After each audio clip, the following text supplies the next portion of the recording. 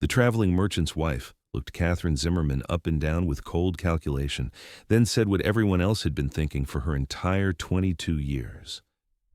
"You are too plain for any man to want you, girl, and the sooner you accept spinsterhood, the less heartbreak you will endure." Katherine stood in the dusty mercantile in Steins Pass, New Mexico, her hands clutching the list of supplies she needed for the boarding house where she worked.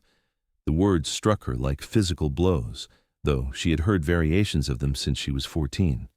Her mousy brown hair hung limp against her pale face. Her figure was neither pleasingly curved nor fashionably slender, and her features were unremarkable in every way. She was simply ordinary, forgettable, plain. The merchant's wife continued sorting through bolts of fabric as if she had not just delivered a crushing verdict on Katherine's entire existence. "I just need these supplies," Katherine said quietly, pushing the list across the counter with trembling fingers. The year was 1878, and Steins Pass served as a rough way station along the Southern Pacific Railroad route.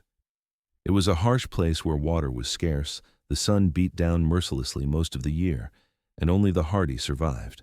Katherine had arrived 6 months earlier from Missouri after her parents died of influenza, leaving her with nothing but a single trunk of belongings and a letter of introduction to Mrs. Abernathy, who ran the only boarding house in town.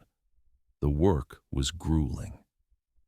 Katherine rose before dawn to cook breakfast for 12 boarders, spent her days washing linens and scrubbing floors, and often worked until midnight, preparing rooms for new arrivals. Mrs. Abernathy was not unkind, but she was exacting in her standards, and paid Katherine barely enough to afford a small corner room and one meal a day. Still, Katherine was grateful for the position. In a town like Steins Pass, a woman alone without work would not survive long. As Katherine gathered her supplies and prepared to leave the mercantile, she heard the merchant's wife whisper to another customer, "Such a pity. No prospects at all for that one." Katherine walked out into the brilliant October sunshine, the supplies heavy in her arms. The heat still shimmered off the rocky ground despite the season. She made her way down the rutted main street, passing the saloon where raucous laughter echoed out into the afternoon, the blacksmith shop where the clang of hammer on anvil rang out in steady rhythm, and the small adobe church where Father Miguel tended to the spiritual needs of the rough population. She had nearly reached the boarding house when she heard the commotion. A group of men had gathered near the edge of town, their voices raised in argument. Katherine knew she should mind her own business, but something made her pause and look. A man stood at the center of the group, and even from a distance, Katherine could see he was unlike anyone else in Steins Pass. He was massive, easily over 6 feet tall, with shoulders so broad they seemed to block out the sun. His dark hair hung past his shoulders, tied back with a strip of leather, and his face was weathered and hard beneath several days' growth of beard. He wore buckskin pants and a simple cotton shirt that strained across his muscular chest and arms. A rifle was slung across his back, and a hunting knife hung at his hip. "I said I am selling the pelts for a fair price," the man said, his voice deep and carrying easily across the distance. "You can pay what they are worth, or I will take them elsewhere." "There is nowhere else for 100 miles, one of the townsmen argued. "You will take what we offer." The big man's expression did not change, but something in his stance shifted, became more dangerous. "I have walked farther than that for less reason. Do not test me." There was a long moment of tension, and then the townsman backed down, muttering about highway robbery but agreeing to the price. The big man collected his payment, loaded his furs onto a pack mule, and turned to leave. As he did, his eyes swept across the street and landed directly on Katherine. She froze, unable to look away. His eyes were the color of river stones, gray-green and piercing. For a heartbeat, they stared at each other across the dusty expanse, and Katherine felt something shift inside her chest, something warm and frightening and completely unfamiliar. Then the man nodded once, almost imperceptibly, and continued on his way. Katherine stood rooted to the spot for several seconds before she realized she was staring. She shook herself and hurried toward the boarding house, her heart beating strangely fast. She told herself it meant nothing. Men like that did not notice women like her, and even if they did, it was not in any way that mattered. Mrs. Abernathy was waiting when Katherine entered through the back door. She was a stout woman in her 50s with iron gray hair and a no-nonsense demeanor. "You took longer than expected," she said, though not unkindly. "I apologize, Mrs. Abernathy. There was a line at the mercantile." "No matter. We have a new boarder arriving this evening, a mountain man coming down from the hills for the winter. He sent word ahead that he wants a room for 3 months and will pay in advance. I want you to prepare the corner room on the second floor, the large one. Change the linens, scrub the floor, and make sure there is fresh water in the pitcher." Katherine nodded and set about putting away the supplies before heading upstairs with her cleaning materials. The corner room was the best in the house, with 2 windows that caught the cross breeze and enough space for a proper bed, a table, and 2 chairs.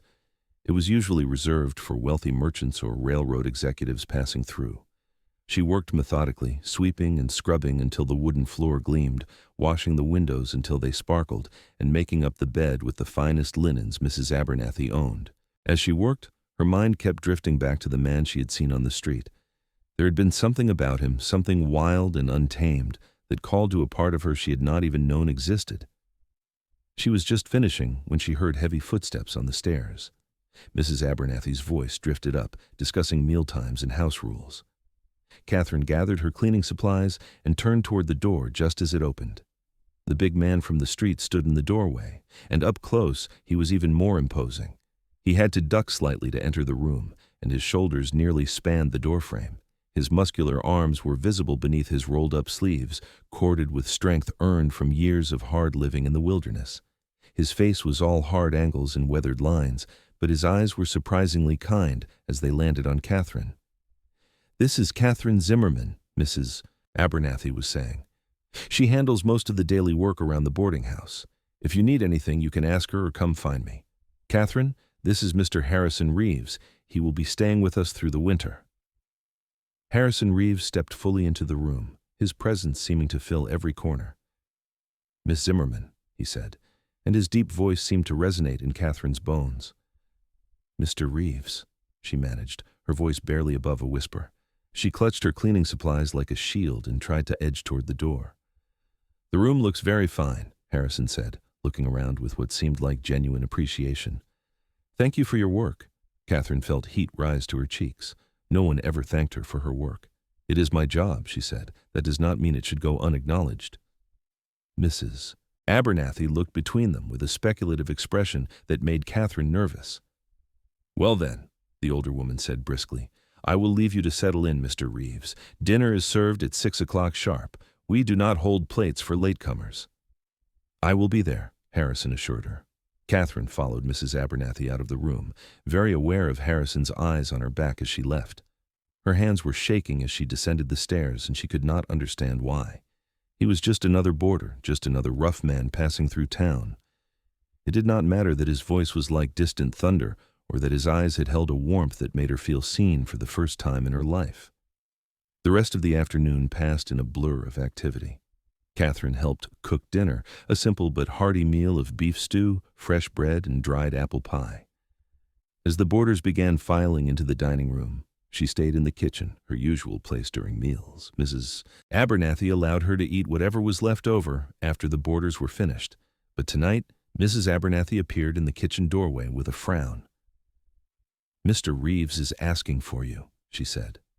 "For me?" Katherine's stomach twisted with anxiety. "Why?" "He wants to thank the cook. Come along." Reluctantly, Katherine followed Mrs. Abernathy into the dining room.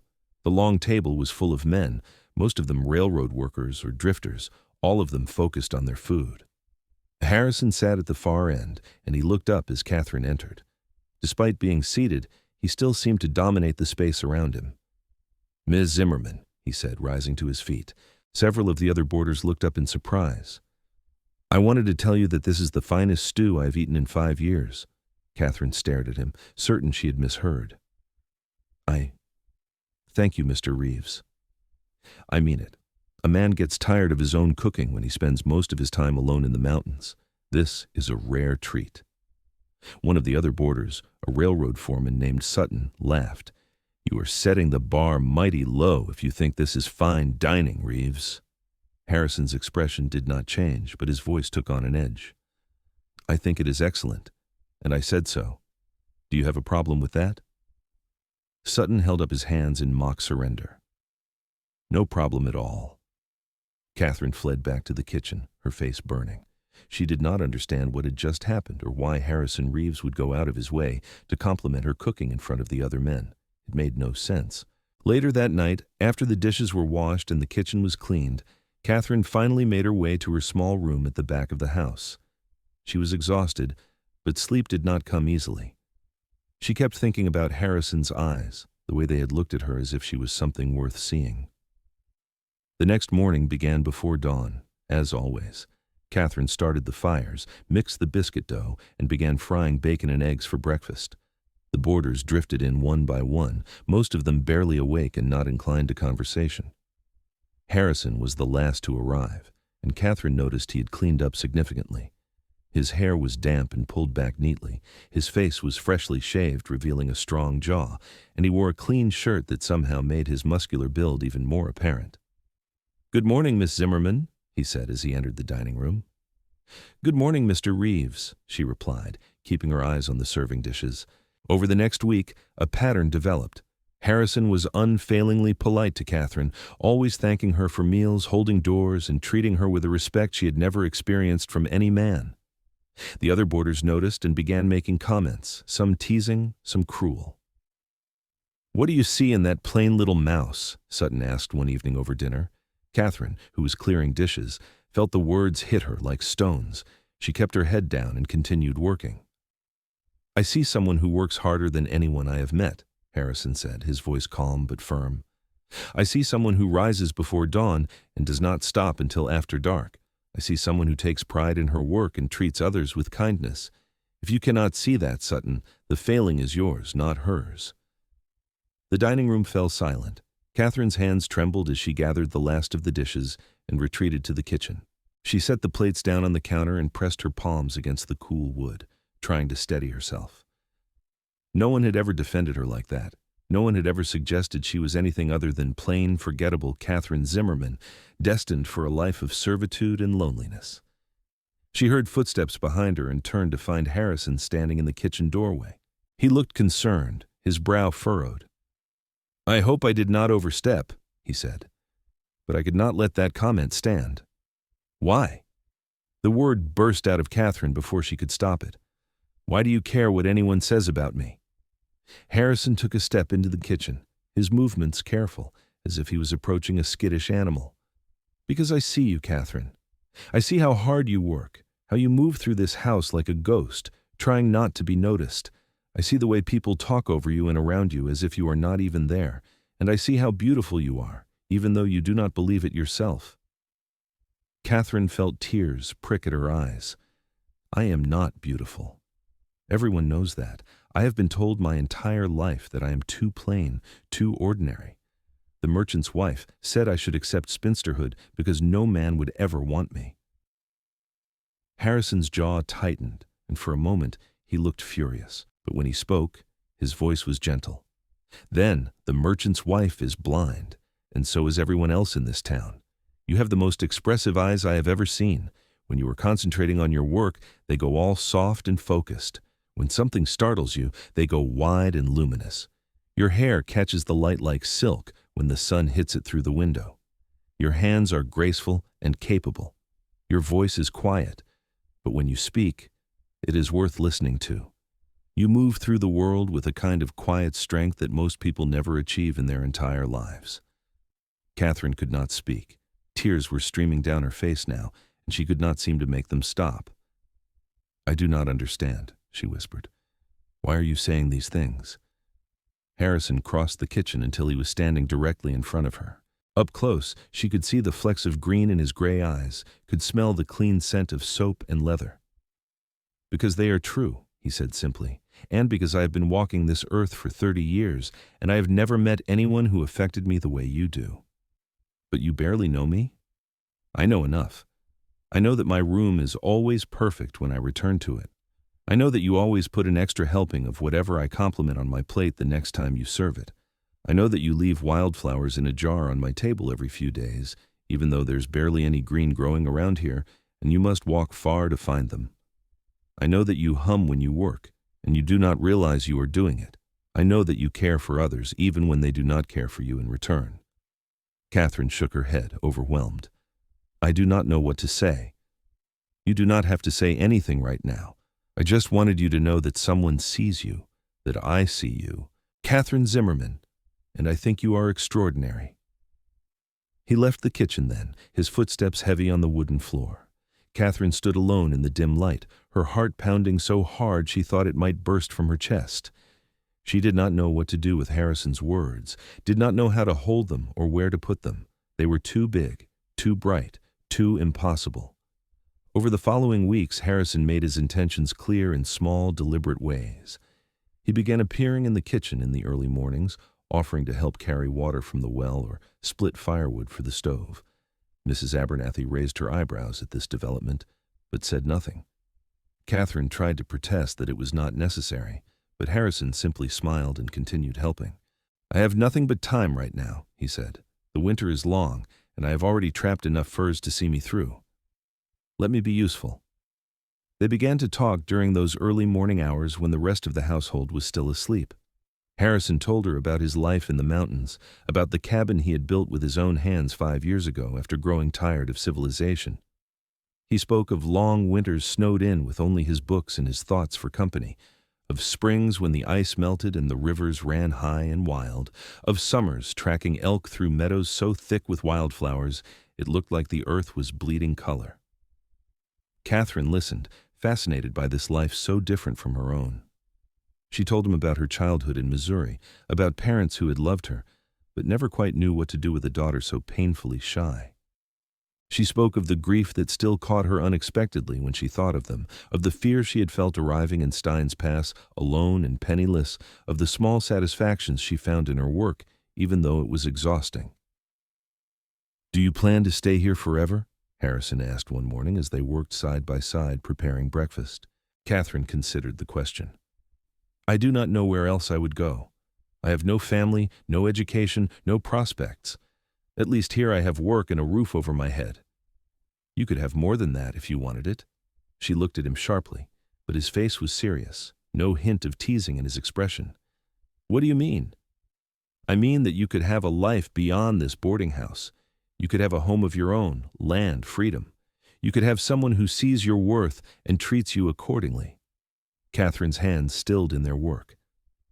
Are you suggesting what I think you are suggesting?" Harrison set down the water bucket he had been carrying and turned to face her fully. In the pre-dawn darkness, lit only by the warm glow of the kitchen fire, he looked like something out of a dream, too large and too vital to be real. "I'm saying that I came down from my mountain planning to spend the winter in town, sell my furs, and return to my cabin in the spring. But then I saw you standing on that street corner, clutching your supplies like they were precious treasures, and something in my chest shifted. I've spent the past month trying to understand it, and I have reached a conclusion." "What conclusion?" Katherine could barely breathe. "That I do not want to go back to my mountain alone, that I want to wake up every morning to the sound of you humming while you work, that I want to spend my evenings talking with you about everything and nothing, that I want to defend you against every person who has ever made you feel small or worthless, that I want to spend the rest of my life showing you how extraordinary you are." Katherine felt her knees go weak. She gripped the edge of the table for support.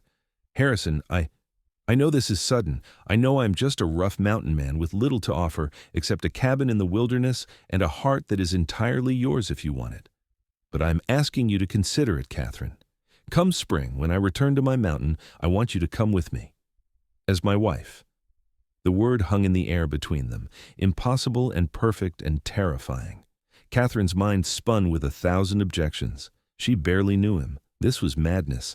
Women like her did not receive proposals from men like him. It had to be a joke or a mistake or a dream from which she would soon wake. But when she looked into Harrison's eyes, she saw nothing but sincerity and something else, something that made her breath catch. He was looking at her the way she had always dreamed someone might look at her, as if she was precious and essential and beautiful beyond measure. "I need time to think," she managed to say. "Of course. Take all the time you need. I'm not going anywhere until spring." The conversation was interrupted by the sound of Mrs. Abernathy's footsteps upstairs. Harrison gave Katherine one long, meaningful look and then returned to his usual chair in the dining room as if nothing momentous had just occurred. Katherine moved through the rest of the morning in a daze, burning the bacon and oversalting the porridge, mistakes that earned her a sharp reprimand from Mrs. Abernathy. As November turned to December, Katherine wrestled with Harrison's proposal. Part of her wanted to accept immediately, to throw caution to the wind and grasp at this impossible chance for happiness. But another part, the part that had been taught her entire life that she was not worthy of love or joy, whispered that it was too good to be true, that Harrison would eventually see her plainness and realize his mistake. Harrison, for his part, did not press her. He continued his morning routine of helping with chores, continued treating her with unfailing respect and kindness, but he did not mention his proposal again. Instead, he showed her his intentions through his actions.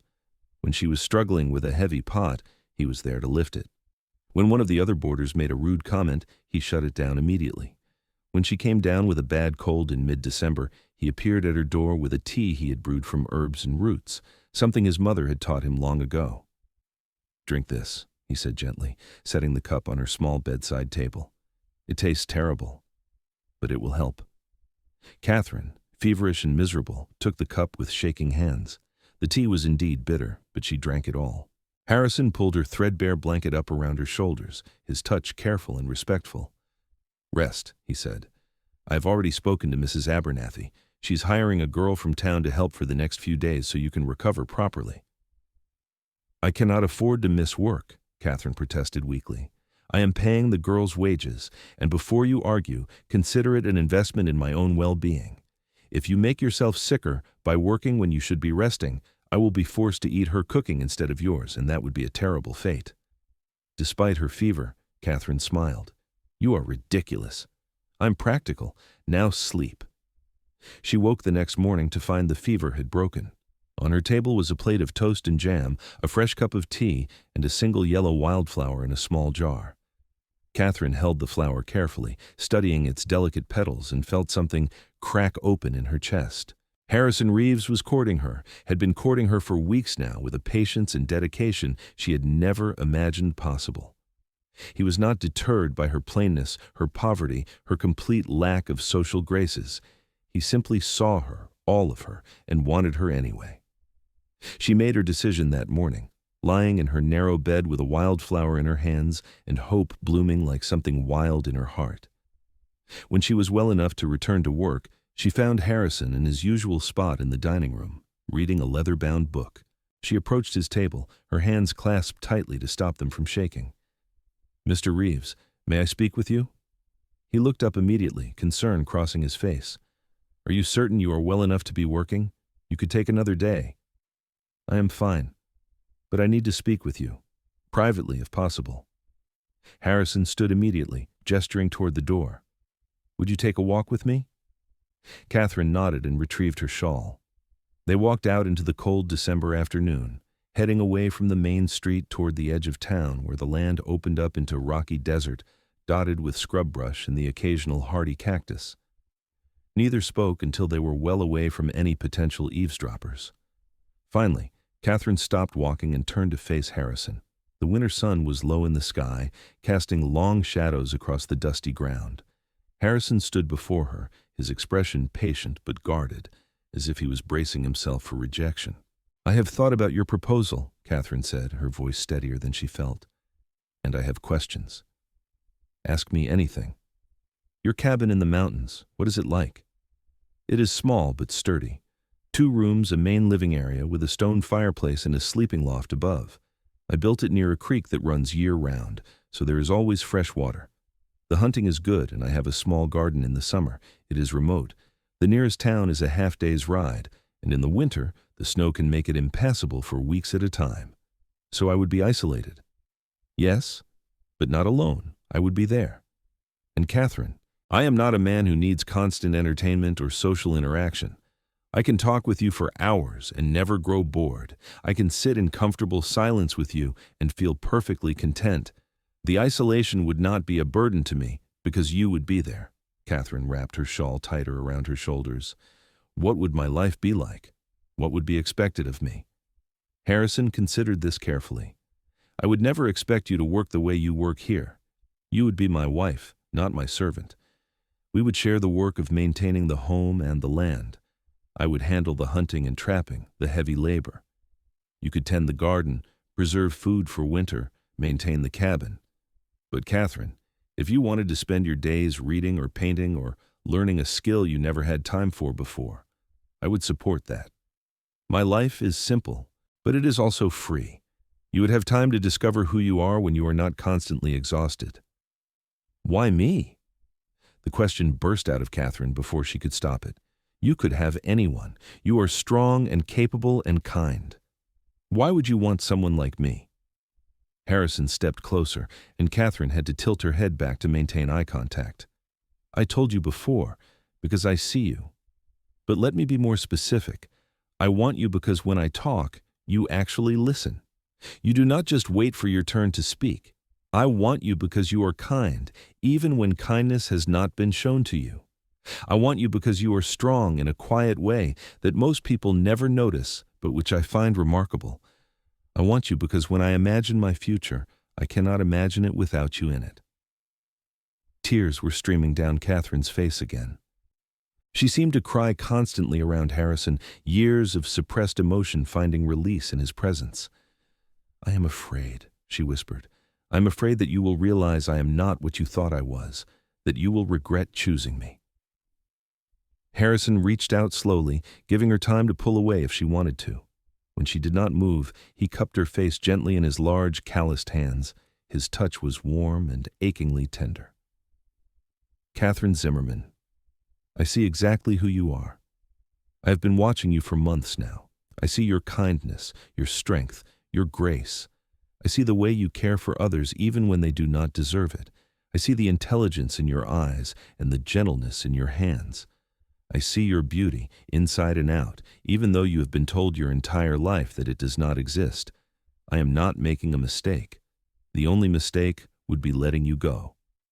Katherine closed her eyes, feeling the warmth of his hands against her skin. She thought of the life stretching before her if she stayed in Steins Pass, endless years of drudgery and loneliness, of being invisible and unvalued. Then she thought of what Harrison was offering, a cabin in the mountains, a partner who saw her and valued her, a chance at the kind of love she had believed was impossible for someone like her. She opened her eyes and looked up at Harrison's face, seeing the hope and fear mingled there. Yes, she said. Yes, I will marry you. I will go with you to your mountain in the spring. The transformation in Harrison's expression was beautiful. Relief and joy washed over his features, and he smiled, a real, full smile that lit up his weathered face and made him look years younger. You mean it? I mean it. I am terrified, but I mean it. Harrison pulled her into his arms then, and Katherine went willingly, pressing her face against his broad chest. She could hear his heart beating strong and steady beneath her ear. His arms encircled her completely, making her feel safe and protected in a way she had never experienced before. They stood like that for a long time, holding each other as the winter sun sank lower in the sky. We should tell Mrs. Abernathy, Katherine said eventually, her voice muffled against Harrison's shirt. We should, Harrison agreed, but neither of them moved. Finally, they made their way back to the boarding house, walking close together. Mrs. Abernathy was in the kitchen preparing dinner, and she looked up sharply when they entered. One glance at their faces told her everything she needed to know. So, she said, setting down her knife, am I losing my best worker? I am sorry, Katherine began, but Mrs. Abernathy waved her apology away. Do not apologize, girl. I've been watching this develop for weeks now. Mr. Reeves is a good man, and heaven knows you deserve some happiness. When is the wedding? Harrison and Katherine looked at each other. We have not discussed details, Harrison admitted, but I would like to marry before we leave for the mountain in the spring. That gives us a few months to plan, Mrs. Abernathy said practically. Father Miguel can perform the ceremony. It will be simple, but respectable. Over the next few months, Katherine's life transformed in ways she could never have imagined. Harrison courted her properly, taking her on walks, bringing her small gifts, sitting with her in the evenings and talking about everything and nothing. He was not a man of flowery words or grand gestures, but his steady, constant affection was worth more to Katherine than any poetry. The other boarders reacted with varying degrees of surprise and skepticism. Sutton made a few crude comments that earned him a cold stare from Harrison and a lecture from Mrs. Abernathy that left him sullen and silent. Most of the others simply accepted the news with shrugs and moved on. Katherine suspected they still thought she was plain and ordinary, but for the first time in her life, she did not care. Harrison saw her differently, and his opinion was the only one that mattered. In late January, Harrison asked Katherine to take a ride with him. He had purchased a gentle mare for her, a brown horse with a white blaze named Patience. Katherine had little experience riding, but Harrison was a patient teacher, and she gradually grew more comfortable in the saddle. They rode out into the desert, following a trail that wound between rocky outcroppings and dry washes. The winter landscape was stark but beautiful, all browns and golds under an impossibly blue sky. After about an hour, Harrison led them to a small canyon where a spring bubbled up from the rocks, creating a tiny oasis of green in the arid landscape. "I wanted to show you this," Harrison said as they dismounted. "It reminded me of you." Katherine looked around at the small patch of green, the way life persisted even in this harsh environment. "Why?" "Because you are like this spring. You create beauty and life even in difficult circumstances. You thrive where others would give up." Katherine felt the now familiar rush of emotion that Harrison's words always sparked. She was learning to accept his compliments, to believe that he meant them. "Thank you for showing me this place." Harrison took her hand, his large fingers enfolding hers completely. "Katherine, I want you to understand something. The mountain can be harsh. The winters are long and cold. There will be times when we are snowed in for weeks, when we see no other human beings for months. There will be dangers, bears and mountain lions, sudden storms, accidents that can happen when you are far from any help. I need you to be certain this is what you want." Katherine looked down at their joined hands, then back up at Harrison's serious face. "I am certain. I am not afraid of hard work or isolation. What I'm afraid of is living a half-life, being invisible, never mattering to anyone. With you, I'm not invisible. I matter. That is worth any hardship." "You matter more than you know," Harrison said softly. Then he kissed her, his lips gentle and warm against hers. It was Katherine's first kiss, and it was everything she had never dared to dream a kiss could be, tender and respectful and full of promise. They were married on a cold morning in late February. Katherine wore a simple blue dress that Mrs. Abernathy had helped her sew from fabric Harrison had purchased. The ceremony took place in the small adobe church with Father Miguel officiating. Mrs. Abernathy served as witness, along with the blacksmith and his wife. It was a sparse gathering, but Katherine did not care. Her eyes were locked on Harrison, who looked uncomfortable in his best clothes, but impossibly handsome, his long hair neatly tied back, his face clean-shaven. When Father Miguel pronounced them husband and wife, Harrison kissed her in front of everyone, a brief but heartfelt press of lips that made Katherine's heart soar. They were married. She was Katherine Reeves now, no longer alone in the world, no longer unwanted or unloved. Mrs. Abernathy hosted a small wedding dinner at the boarding house, and for once Katherine sat at the table instead of serving. It felt strange and wonderful.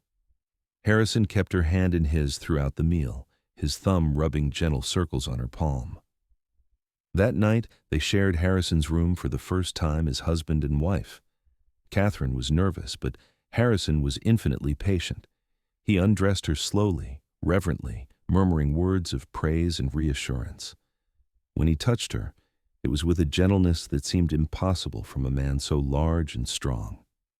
He took his time, ensuring her pleasure before seeking his own, and afterward he held her close, her head resting on his broad chest, his fingers trailing through her hair. "Are you all right?" he asked softly. Katherine smiled in the darkness. "I am more than all right. I am happy." "Good. I intend to keep you happy for the rest of our lives." They stayed in Steins Pass for another month, waiting for the weather to improve enough for the journey to Harrison's cabin. During that time, Harrison began teaching Katherine the skills she would need for mountain life. He showed her how to shoot his rifle, how to dress game, how to read weather patterns in the sky, how to recognize edible plants and dangerous animals. Katherine proved to be a quick study, absorbing information eagerly. In late March, they loaded their supplies onto 2 pack horses and prepared to leave. Mrs. Abernathy hugged Katherine tightly, tears in her eyes. "You write to me," she commanded. "Let me know how you are doing." "I will," Katherine promised, though she knew letters would be infrequent given the distance and isolation. They left Steins Pass behind just after dawn, riding north into the mountains. The journey took 5 days, following trails that grew progressively narrower and steeper. Katherine was sore and exhausted by the end of each day, but she did not complain. Harrison was attentive to her needs, making camp early when he saw she was flagging, cooking meals over the campfire, and holding her close at night when the mountain cold seeped into their blankets. On the afternoon of the 5th day, they crested a ridge and Harrison pointed down into a valley below. "There," he said. "That is home." Katherine looked and saw a small cabin nestled among towering pines, smoke curling from its chimney. Wait, there should not be smoke. Harrison tensed beside her, his hand moving to his rifle. "Someone is there," he said quietly. "Stay behind me." They approached cautiously, but as they drew closer, a figure emerged from the cabin. It was an old man with a long white beard, thin and weathered. He raised a hand in greeting. "Harrison Reeves, is that you?" Harrison relaxed slightly. "Samuel, what are you doing here?"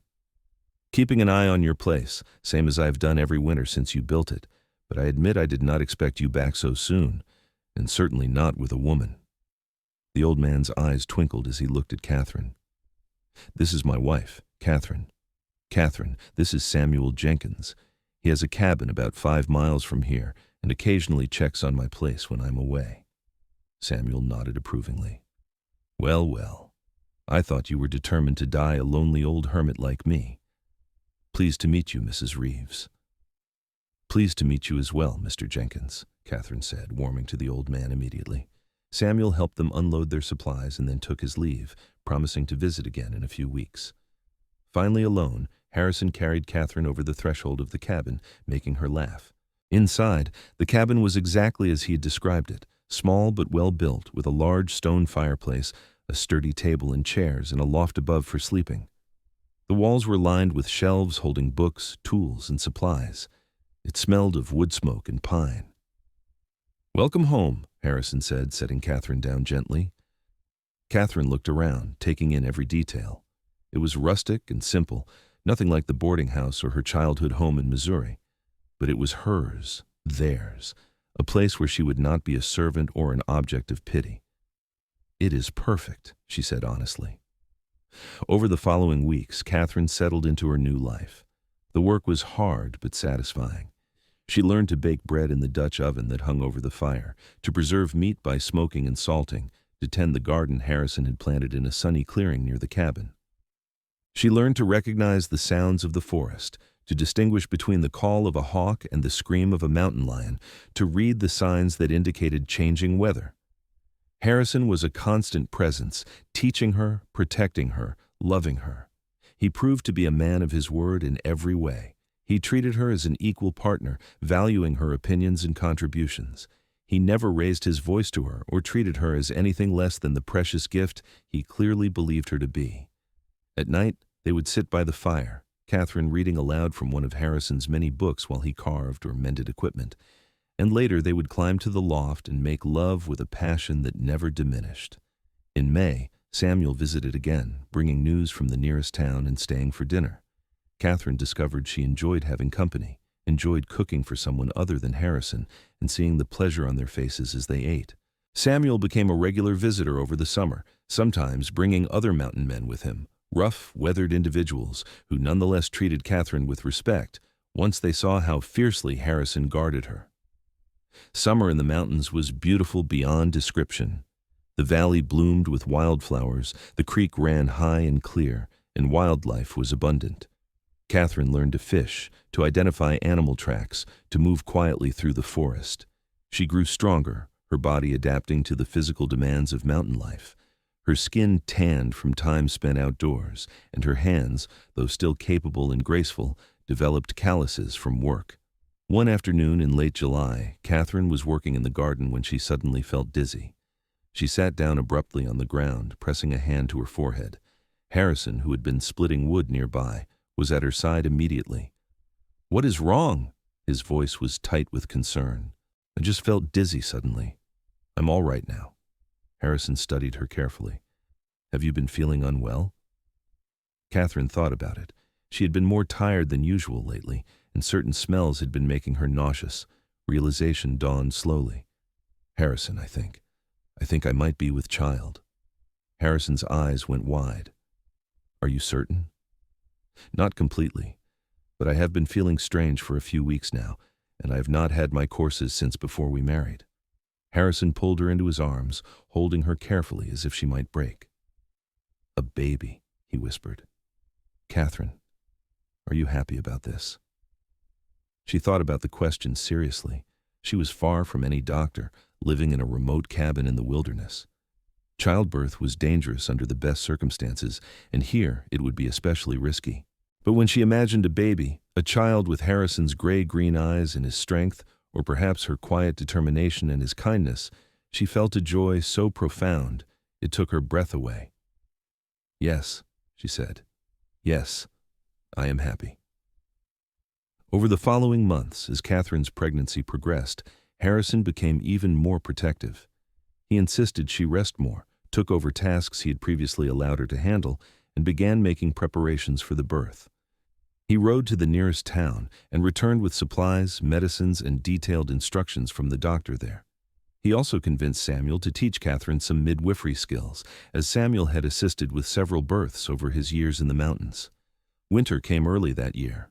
By October, snow was falling regularly, and by November they were well and truly isolated. Katherine's belly had grown round and heavy, and she moved with the careful waddle of a woman in her final months of pregnancy.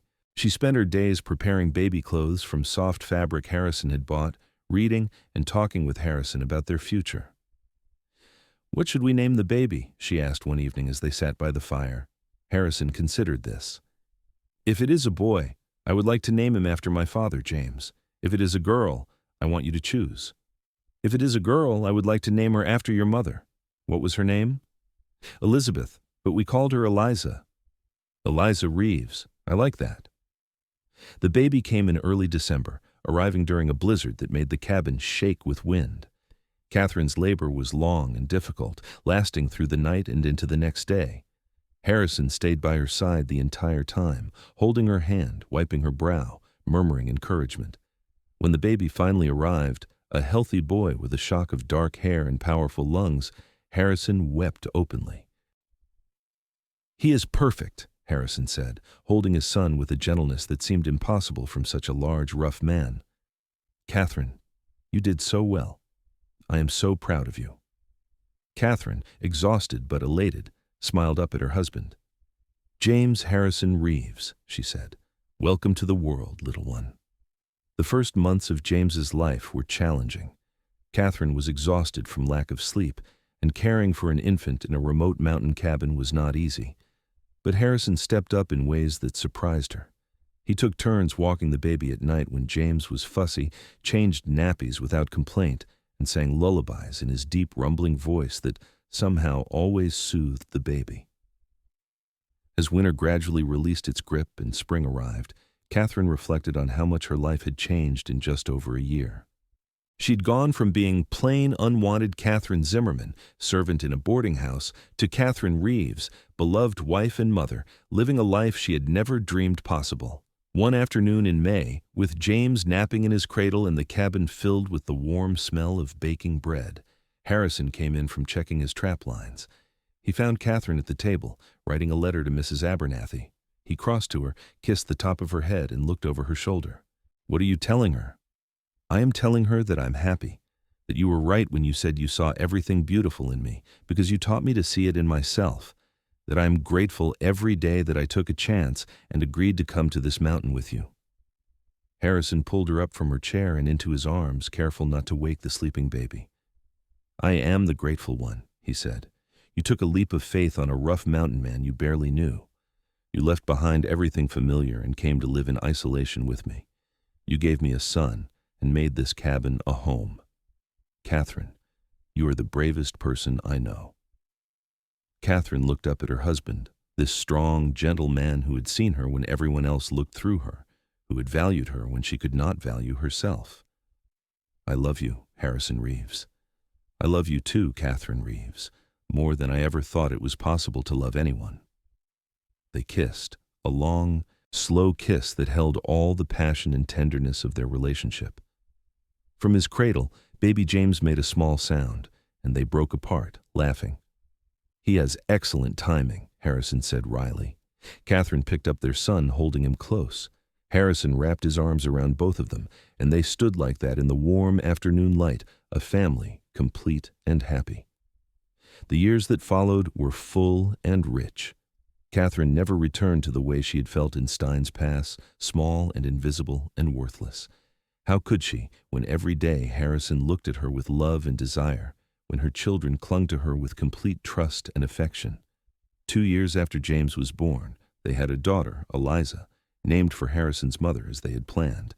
She had Katherine's quiet disposition and her father's gray-green eyes. 3 years after that came another boy, Thomas, who was loud and energetic from birth. The cabin, which had once seemed spacious, now felt cramped with a family of 5. When Thomas was 2, Harrison began building an addition, expanding the living space and creating separate rooms for the children. Samuel, now in his 70s but still spry, helped with the construction, as did several other mountain men who had become friends over the years. Katherine's days were full of the work of caring for a family and maintaining a home in the wilderness, but it never felt like drudgery the way her work at the boarding house had. Every task was infused with love and purpose. She taught her children to read from Harrison's extensive collection of books, to recognize plants and animals, to fish and garden and survive in the mountains. Harrison taught them to track and hunt, to respect the wilderness, to be strong and kind.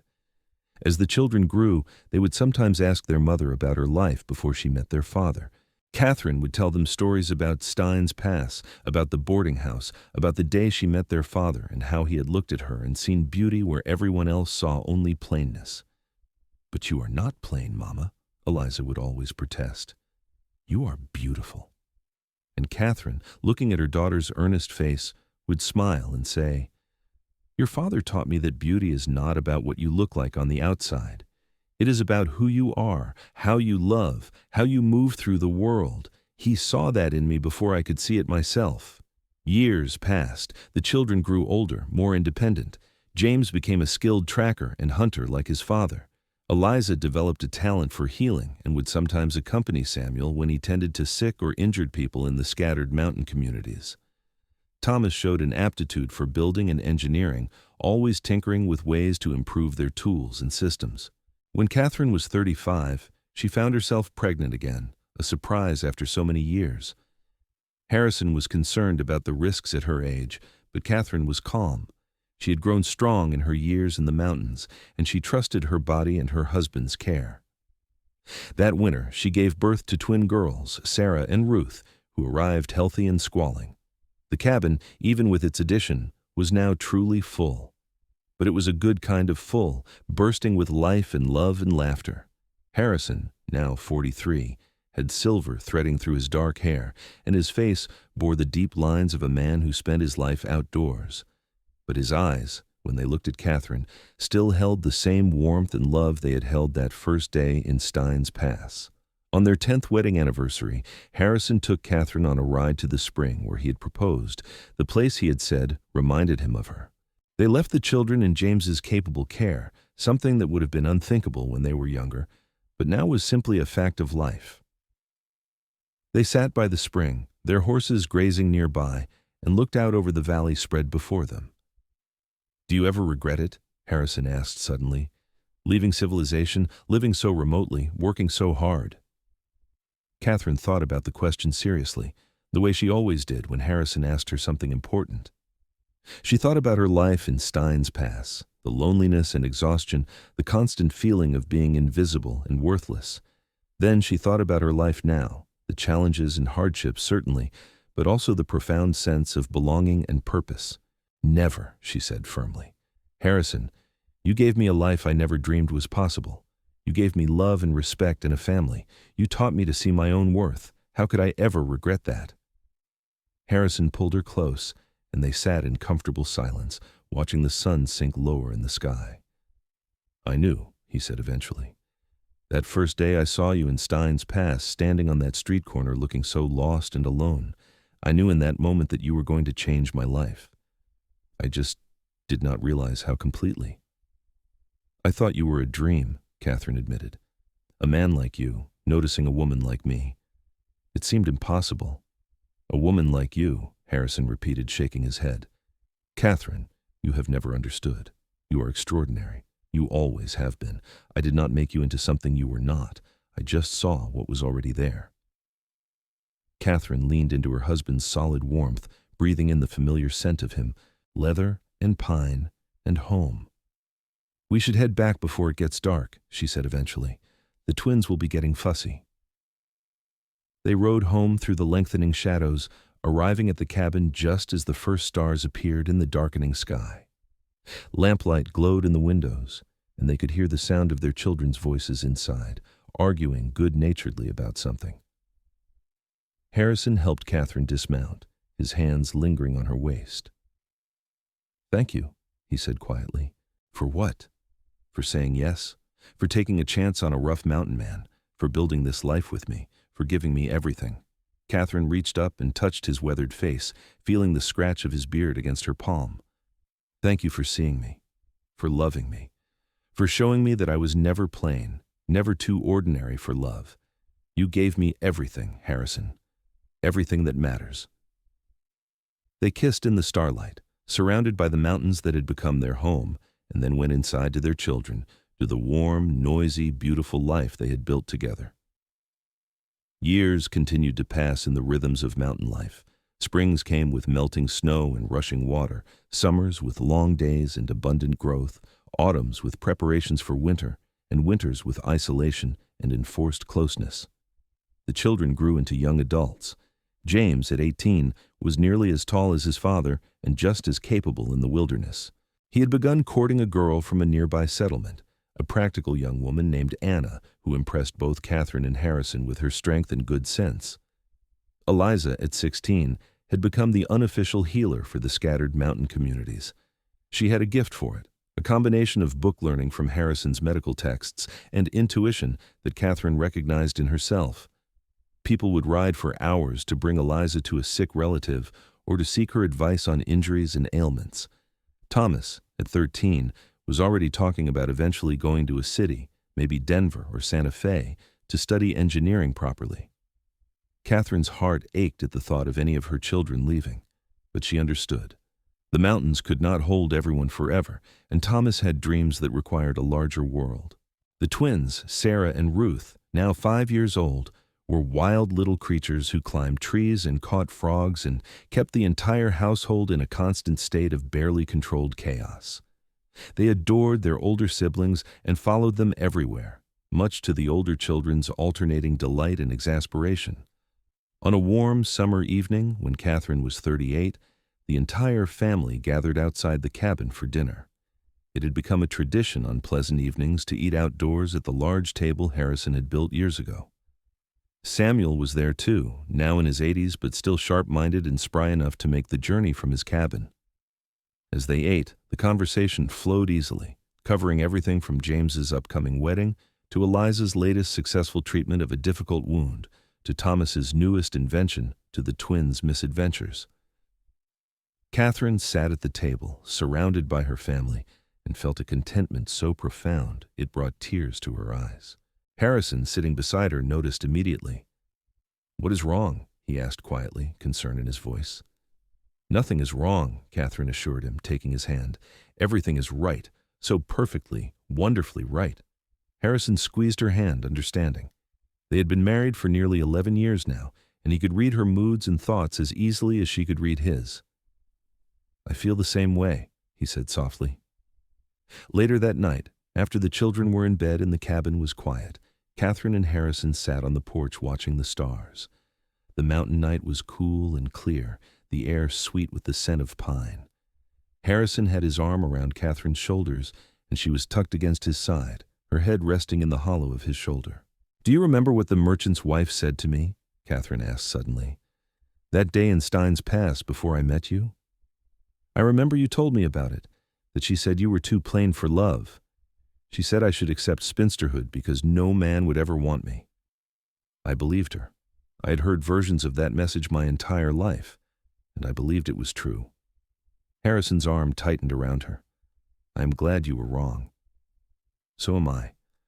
But Harrison, sometimes I think about the other women like me, the ones who believe they are too plain or too ordinary or too something for love, the ones who never meet someone who sees them the way you saw me. It makes me sad. Harrison was quiet for a moment, thinking. I understand. But Katherine, you have to realize that you made a choice too. When I told you I saw your beauty, you could have dismissed it, could have believed I was lying or confused or pitying you. But you chose to believe me. You chose to take a chance. You chose to see yourself through my eyes instead of through the eyes of people who did not value you. That took courage. Katherine considered this. He was right. Harrison had offered her a new way of seeing herself, but she had to choose to accept it. I suppose that is true. It is true. You were brave, Katherine. You are still brave every day, living this life, raising our children, being the heart of this family. Do not forget that. They sat in comfortable silence for a while longer, and then Harrison said, I have been thinking. About what? About the future. James will marry Anna next month and eventually want to build his own cabin. Eliza may marry at some point, or she may choose to focus on her healing work. Thomas will likely leave for the city when he is old enough. The twins will grow up. And then it will be just you and me again, the way it was in the beginning. Does that prospect worry you? No. It excites me. Do not misunderstand. I love our children more than life itself. But Katherine, I'm also looking forward to having you to myself again, to quiet evenings by the fire, to being able to kiss you whenever I want without little ones demanding attention, to waking up in the morning and spending an hour just talking before we have to start the day. Katherine smiled in the darkness. That does sound nice. We have built a good life together, Harrison continued, better than I ever imagined possible. And I think the best is still ahead of us. Katherine turned in his arms so she could look at his face, barely visible in the starlight. I love you, Harrison Reeves.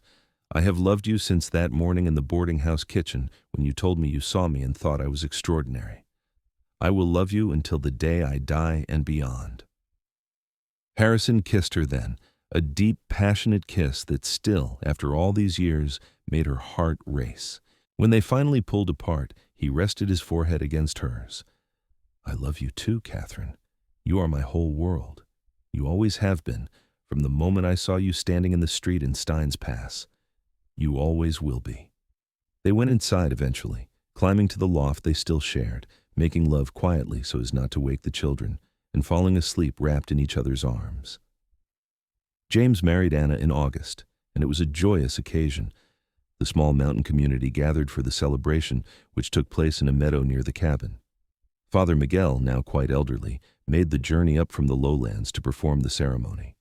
Mrs. Abernathy, now in her 70s, also made the trip, bringing a beautiful quilt she had made for the newlyweds. She stayed for a week, and Katherine delighted in showing her the life she had built. You were right to take a chance on him, Mrs. Abernathy said one afternoon as she and Katherine sat watching Harrison play with the twins. I knew he was different from the moment I met him. The way he looked at you, Katherine, I have never seen anything like it. He changed my life, Katherine said simply. No, dear. He showed you who you always were. There is a difference. After the wedding, life settled back into its patterns. James and Anna built a cabin not far from Harrison and Katherine's, and Katherine delighted in the knowledge that her son would remain close.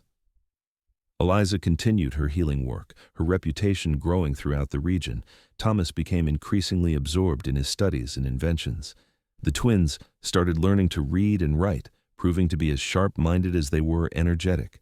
The years passed, marked by births and deaths, joys and sorrows, the eternal cycle of life in the mountains. Samuel finally passed away peacefully in his sleep at the age of 87, and the entire community mourned the loss of the kind old man who had been a friend to everyone.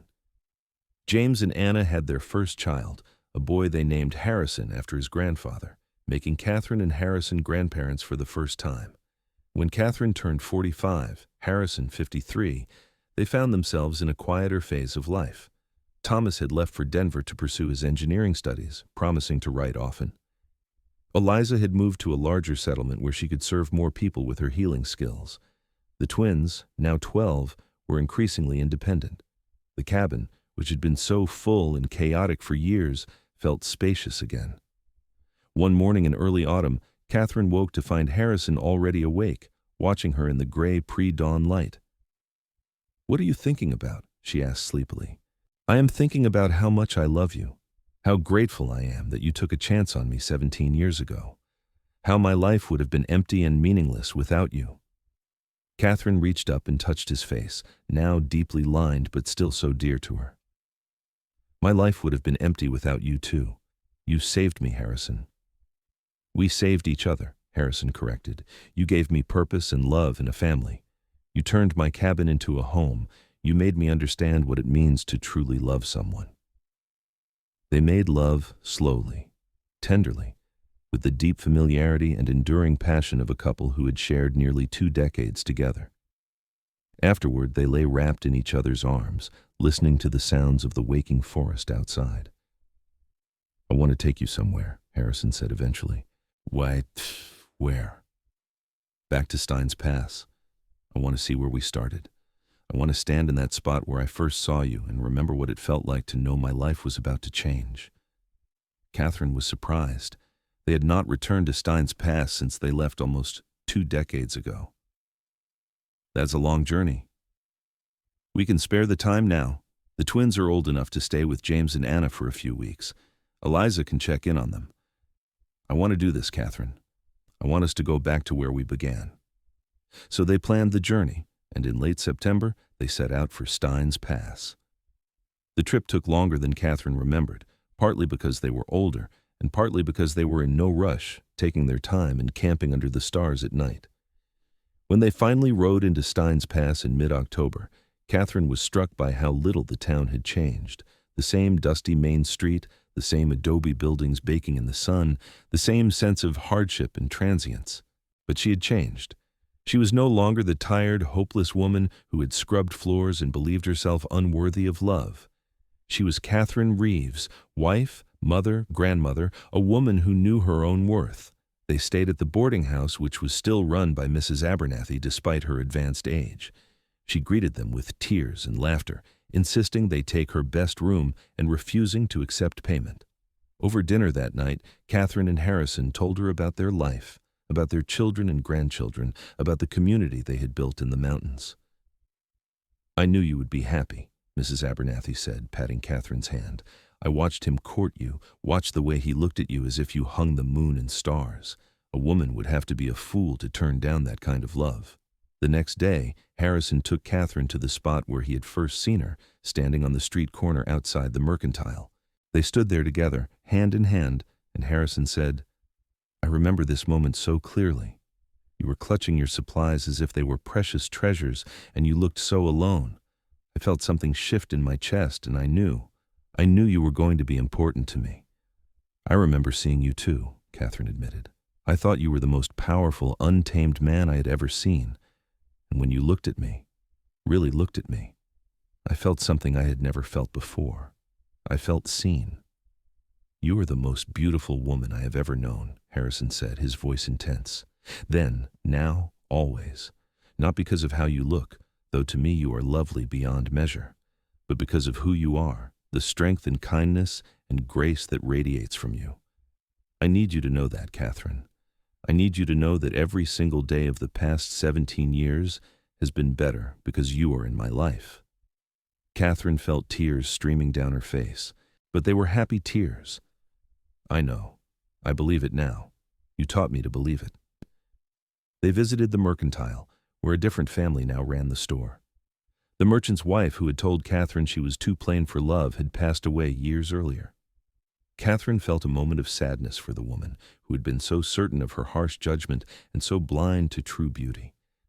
They walked through the town, visiting the church where they had married, the saloon where Harrison had argued over his furs, the spots that had been part of their story. On their last night in Steins Pass, they sat on the porch of the boarding house watching the sunset. "Are you glad we came back?" Harrison asked. "Yes. It helps me understand how far I have come, how much I have grown. That frightened, lonely woman I was seems like a different person now."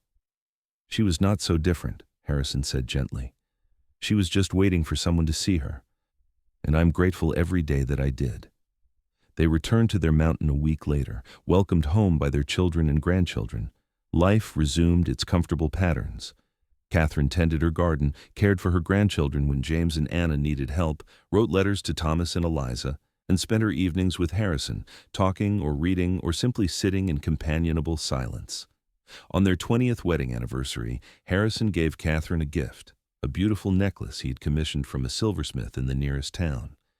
It was simple but elegant, a silver chain with a pendant in the shape of a mountain. "To remind you of where we built our life," Harrison said as he fastened it around her neck. "To remind you that you are as strong and enduring as these mountains. To remind you that you are loved beyond measure." Katherine touched the pendant, feeling its weight against her skin. "It is beautiful. But Harrison, I do not need reminders. I feel your love every day in 1,000 small ways. In the way you always pour my coffee just the way I like it. In the way you still hold my hand when we walk. In the way you look at me as if I am the most precious thing in your world. That is better than any gift. You are the most precious thing in my world," Harrison said seriously. "You and our family. You are everything, Katherine." They celebrated their anniversary with a feast, surrounded by children and grandchildren and friends. As Katherine looked around the table at the faces she loved, at the life she had built, she thought about that day 20 years ago when a traveling merchant's wife had told her she was too plain for love. She thought about how wrong that woman had been, how blind and cruel. Because Katherine had found love, profound and enduring and transformative love, with a man who saw past surface appearances to the beauty within. Years continued to pass. Katherine and Harrison grew older, their hair turning white, their bodies showing the wear of decades of hard mountain living. But their love never diminished. If anything, it grew deeper and richer with time, like a river carving its path through stone, shaping and changing the landscape around it.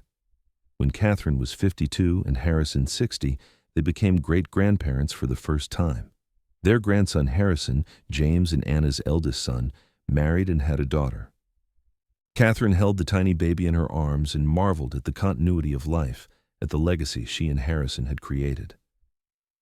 "We did well," Harrison said, standing beside her and looking down at his great-granddaughter. "We did," Katherine agreed. "We built something that will outlast us, something beautiful and good." That night, as they lay in bed, Harrison pulled Katherine close. "I have been thinking about what comes next," he said quietly. "What do you mean?" "I mean that we are getting older. I'm 60 years old, Katherine. I do not know how much time we have left, but I want to make sure I tell you every day how much you mean to me. I want to make sure you know that you are my greatest joy, my deepest love, my whole heart." Katherine felt tears prick at her eyes.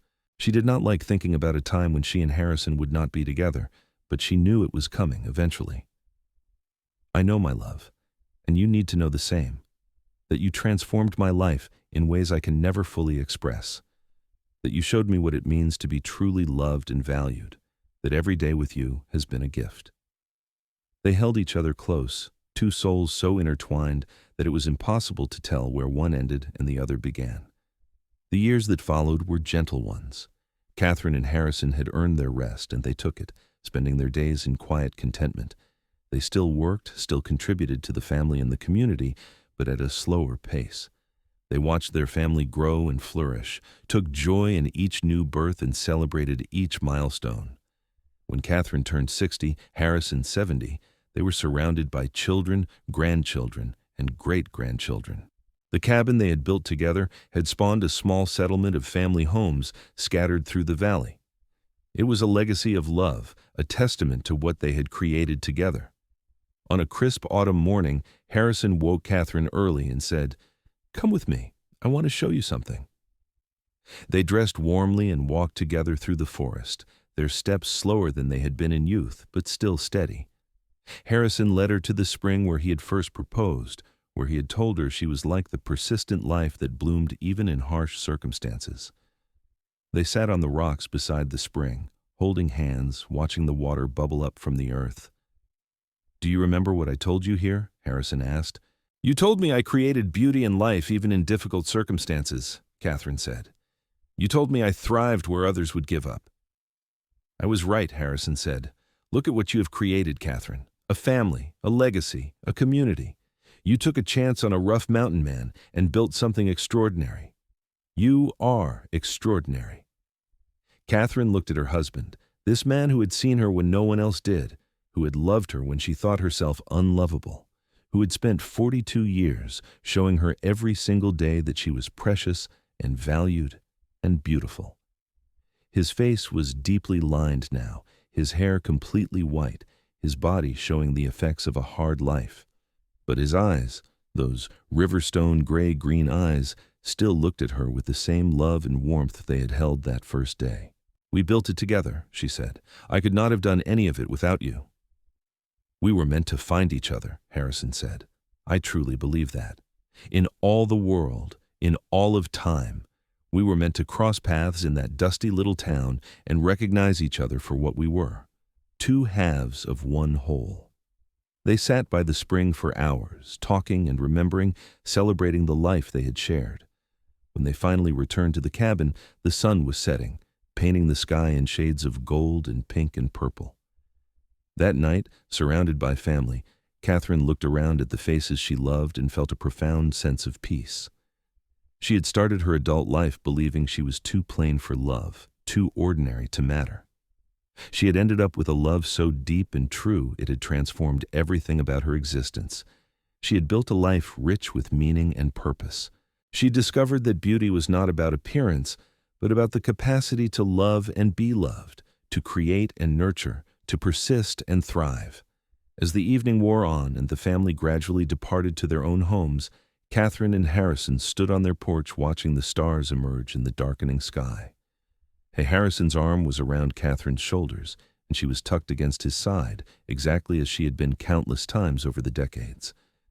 "I would do it all again," Katherine said softly. "Every single moment, every hardship, every challenge, every fear, all of it was worth it to have this life with you." "As would I," Harrison replied. "You are my greatest adventure, Katherine Reeves. My greatest love. My everything." They went inside to the cabin that had been their home for over 4 decades, to the bed they had shared through countless nights, to the life they had built together from nothing but hope and love and determination. And as they fell asleep in each other's arms, Katherine thought about the journey that had brought her from Steins Pass to this mountain, from plain, invisible Katherine Zimmerman to beloved Katherine Reeves. It had been a journey worth taking, a leap of faith that had paid off beyond her wildest dreams. She fell asleep with a smile on her face and Harrison's arms around her, knowing that she was loved, valued, and seen. Knowing that she had been right to take a chance on the mountain man who had looked at her and seen everything beautiful. Knowing that their love would endure beyond their lifetimes, carried forward in the hearts of their children and their children's children, a legacy of love that would never fade. And in the morning, when Katherine woke to find Harrison still beside her, still holding her close even in sleep, she whispered a prayer of gratitude for the life she had been given, for the love that had transformed her, for the man who had seen her when no one else did and had never stopped seeing her. She was Katherine Reeves, wife of Harrison Reeves, and she was beautiful because she was loved, because she loved in return, because she had built a life of meaning and purpose from nothing but a single leap of faith. That was the truth she would carry with her until her final breath, and it was enough, more than enough. It was everything.